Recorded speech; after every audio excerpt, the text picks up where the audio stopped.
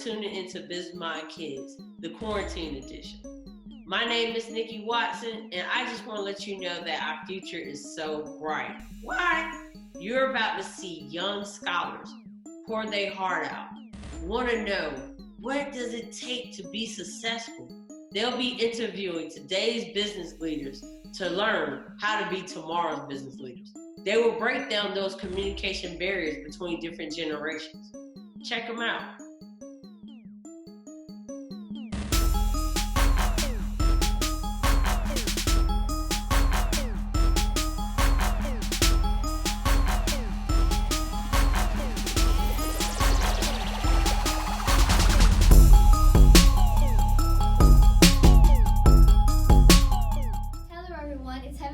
Welcome back to BMK, Business Minds Kids, where we train the kings and queens of the future. In today's episode, my Ford and Omari Rui will interview Mr. Henry of Facebook Atlanta. Take it away, guys. Hi, my name is Maya Ford, and I will be starting off your questions today. So when you found out football was no longer an option for you in our previous discussion, what was your thought process during that to go to business? Yeah, one of the things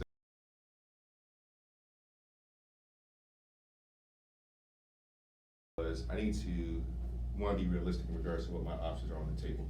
I think oftentimes we don't take time to really think about like what we want to do from a career perspective. If like your option A doesn't work out, to me option A was football. But also I was realistic in this fact that there's a high probability that I may not make it to the NFL, and so I need to have option B, C, and D. And so I continued down my path of going to get my education at Florida A&M University and focused on business school and got some internships that allowed me to see that was opportunities to do like marketing and sales and HR type jobs, and went that route. I said, you know what, hey, football is not going to be it, which is heartbreaking, but at the same time, I need to figure out a way to support myself, and so decided to go ahead and look at those different opportunities on the table, and was fortunate to land an amazing HR opportunity at a great company and start my career.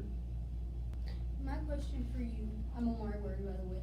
My question for you is, when you found out that your life was going to go on a different path, what else would you have decided to do if Facebook didn't work out, or your internship to South Africa wasn't what you wanted? What else would you have?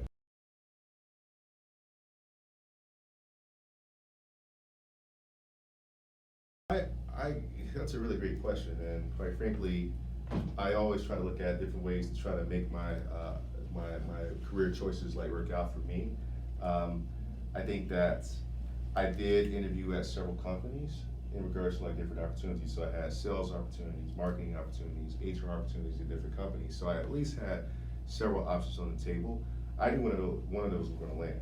Like I just knew I was going to land one of these opportunities. But if it didn't work out, just go back to the table, right? And just try to be scrappy and figure out what else I can do. Maybe there's an entrepreneurship role I can take on. Maybe there's a business I can start. Maybe there's family members or friends who, through my connections and my network, might be able to help me out or hook me up with something, right? So I can just kind of get my feet off the ground and get going.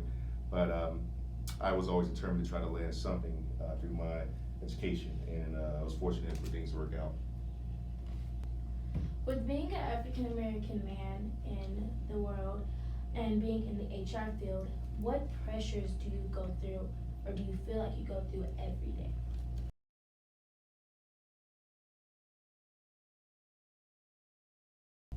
Another great question. Particularly as it relates to the HR field and African Americans, males are very much underrepresented when it comes to human resources. And when you think about the challenges and the pressures that we face, one is, I'm representing the community, right? I go to work every day representing my authentic self, but I also represent my community, right, the Black community. And so I have this, I guess, sort of self-reflection of I need to make it. I need to make sure that I'm not out there, creating any type of like stereotypes and or things that may negatively impact our community or other brothers and sisters who come after me. And so I need to make sure I'm showcasing that Black excellence on a daily basis in my role. And so I was always driven by the fact that we are underrepresented within the HR community. But at the same time, you do have things that you experience sometimes, whether it's microaggressions or if it's just like feeling like you're not being recognized for your impact, and that's just unfortunately part of the experience that you have to just kind of overcome. And so, I leaned on a lot of mentors. I leaned on other people who were already successful in the in the job profession, if you will, and really just kind of ask them, like, you know, give me the path, like help me, you know, as it relates to like my ability to grow myself, my career.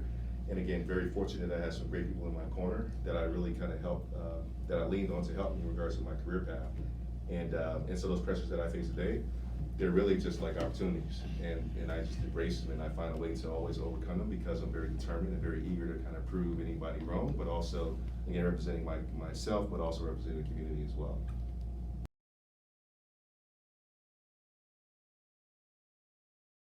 So now we're on to the characteristics portion of today's episode. So we'll start with me and then we'll end off with Amari. Okay, so my 3 characteristics would be unique, quirky, and smart. Some characteristics I would describe myself as smart, valuable, and determined. The 3 characteristics that I would say about myself are loving, caring, and also, I'm gonna say, driven. Passionate, valor-filled, and intelligent. Okay, guys. So that is the end of today's episode. I hope you guys enjoyed. Thank you guys for listening and watching today's episode. Bye, guys. Bye.